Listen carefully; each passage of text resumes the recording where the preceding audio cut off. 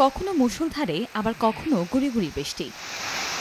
পটুয়াখালীতে থেমে থেমে মাঝারি থেকে ভারী বৃষ্টিপাত হচ্ছে। এতে জনজীবনে ভোগান্তির সৃষ্টি হয়েছে। খালবিলে পানি জমে জলাবদ্ধতার সৃষ্টি হওয়ায় দুশ্চিন্তায় পড়েছেন আমন ও সবজি চাষিরা। উপকূলীয় এলাকায় ঝড়ো হাওয়া বয়ে যাওয়ায় পটুয়াখালীতে ৩ নম্বর স্থানীয় সতর্ক সঙ্গে দেখিয়ে যেতে বলা হয়েছে। এ সময় মাছ ধরার ট্রলারসমূহকে উপকূলের কাছাকাছি থেকে সাবধানে চলাচল করতে বলা হয়েছে।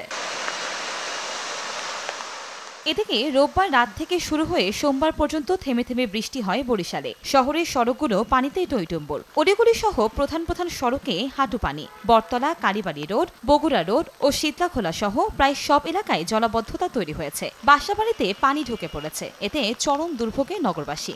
রাস্তার অনেক কিছু জায়গায় সমস্যা, পানি অনেক বেশি, যার কারণে আমাদের চালাইতে সমস্যা হচ্ছে। ভোগান্তি হচ্ছে শুধু পানি, জলাবদ্ধতা থাকে, এটাই আমাদের প্রধান ভোগান্তি। রাস্তায় অনেক পানি, সেই জন্য আমি স্কুলে আসতে পারি না। রাস্তায় অনেক ময়লা আবর্জনা। অর্ধেক পাউডারে দ্বিগুণ উজ্জ্বলতা।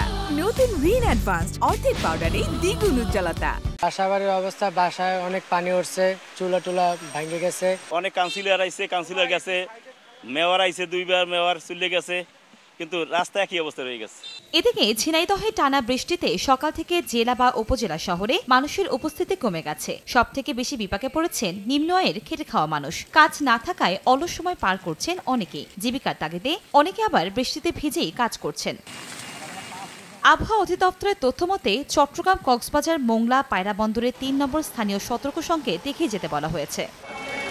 কনক আজাদ, সময় সংবাদ।